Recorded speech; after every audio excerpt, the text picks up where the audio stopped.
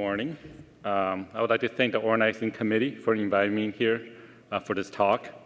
So I'm supposed to be arguing for the use of Brentuximab Vedotin's consolidation early after stem cell transplant in Hodgkin lymphoma. So to be honest, I have attended many debates, but this is my first time debating on the podium. And on top of that, my opponent is the esteemed Dr. Cohen van Biezen. So clearly I'm at a disadvantage already, a little bit here. Luckily, I do have data to back me up, so I hope to share with you some of the details of the Athera trial, which led to the approved label in this setting, and discuss why it makes sense to use this drug in this setting. So some of the background stuff. As you heard from already Allison and also Jeremy, that stem cell transplant can cure up to about 50% of patients with relapsed refractory Hodgkin lymphoma. And there are some poor risk factors that can predict for a worse outcome. Number one is primary refractory disease at the initial diagnosis, or a patient that relapsed within a year from the induction therapy, patient with extranodal disease at relapse, or patient who are not in a PET negative CR at the time of transplant. And there are some opportunities that we can do to improve outcome of stem cell transplant. So number one is a pre-transplant regimen, for example, Brentuximab, or additional Brentuximab to some other regimen on top of that.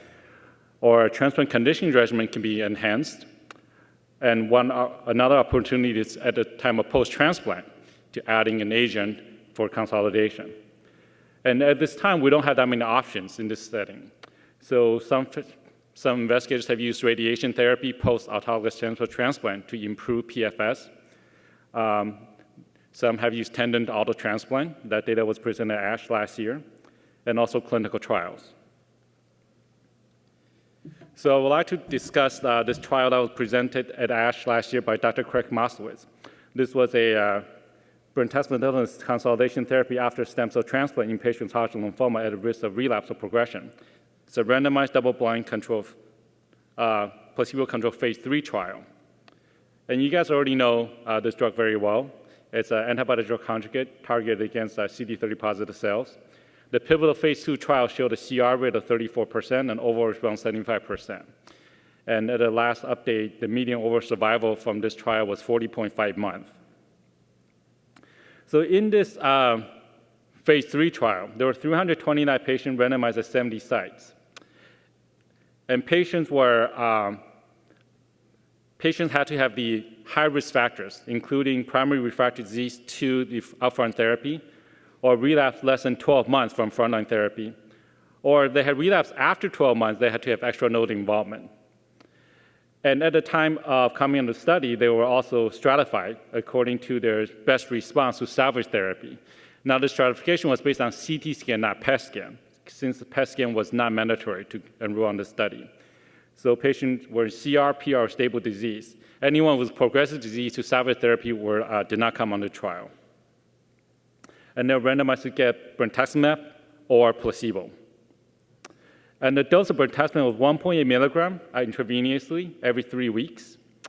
It's important to know that if a patient did develop progressive disease on the consolidation arm, they can be unblinded and then get treated if they were on the placebo side. The CT scan was on the baseline, 3 months, 6 months, 9 months, 12 months, 18 months, and 24 months. And they were undergone independent review on top of the individual investigator review. And the primary outcome was PFS by independent review. So in this trial, there were 329 patients. The median age was 32. Half the patients were male. Majority of patients were white. The prior systemic regimen was 2. They had failed ABVD or other induction regimen and then got some form of salvage therapy. And everyone had undergone autologous stem cell transplant. As you can see that in both arms, everything was very well balanced. Majority of patients received ABVD or Bayer-Cup as their induction regimen.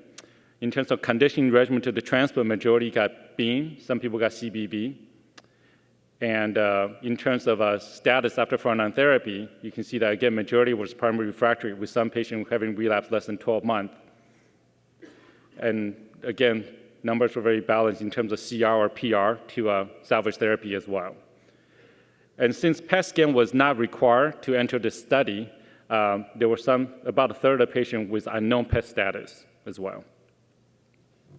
But in terms of the results, at the time of this at the ASH presentations last year, the median follow-up was 30 months for all patients.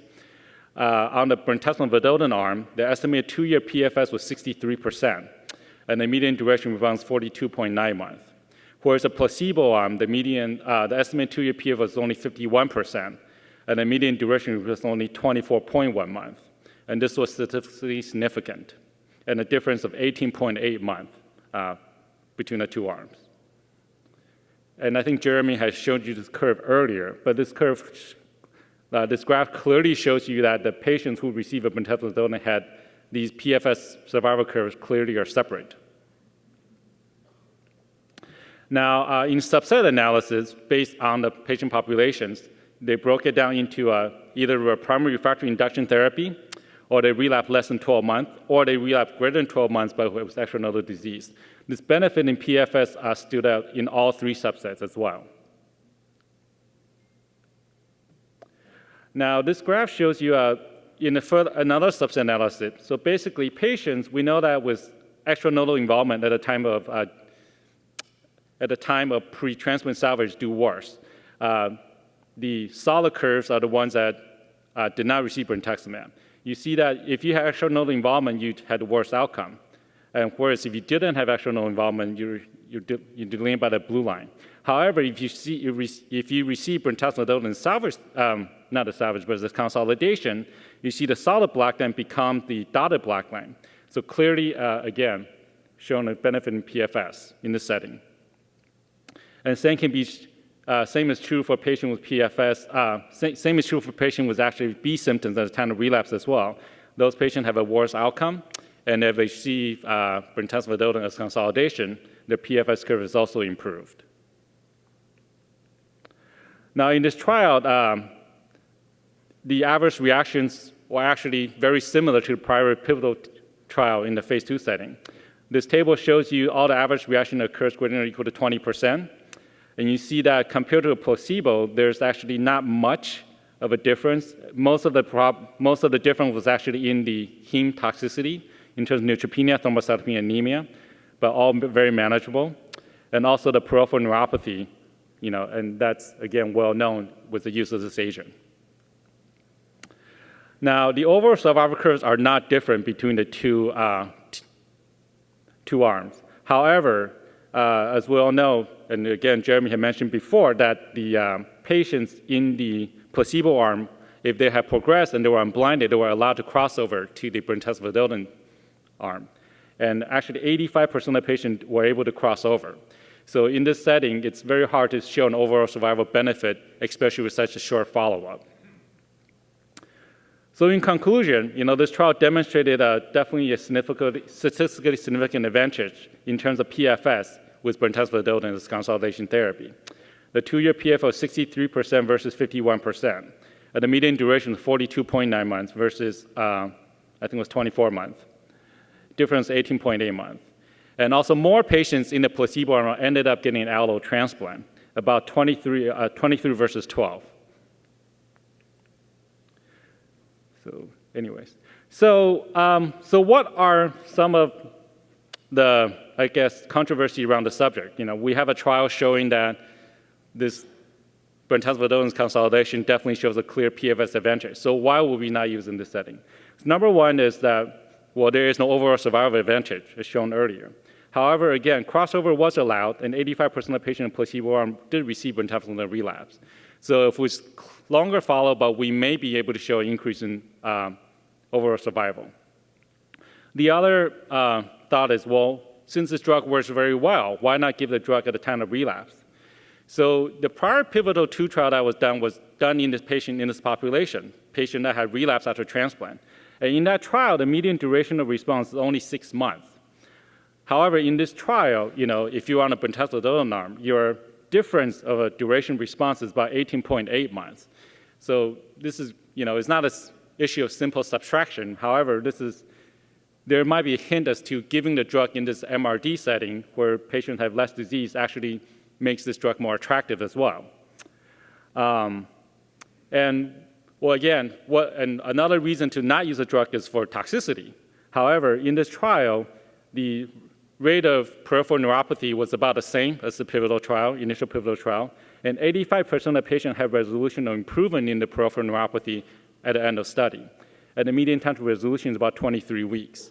It clearly shows that there's actually no, I guess, clear long-term disadvantage in giving this drug in this setting. So, thank you for your time, but I think with the Athera trial clearly kind of shows an advantage in prolonging PFS in this patient population.